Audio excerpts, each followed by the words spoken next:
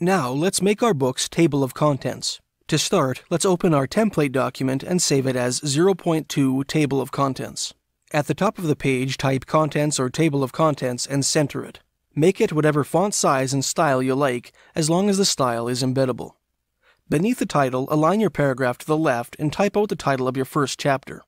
Press Enter and type out the title of your second chapter. Continue this process until you've added all your chapters. For style purposes, I usually like to try to make it so that my table of contents takes up an entire page, or an entire 2 pages, etc. I don't like to leave white space at the end if I can help it.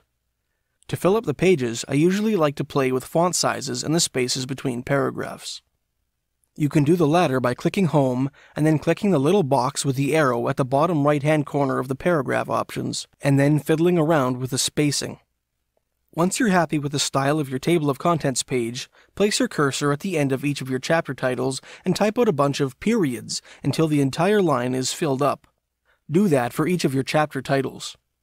We're not going to worry about filling in the numbers in our table of contents page just yet. We'll get to that soon. In the next section, we're going to take some necessary steps preparatory to putting our book together and tying up some loose ends we've left undone. See you there.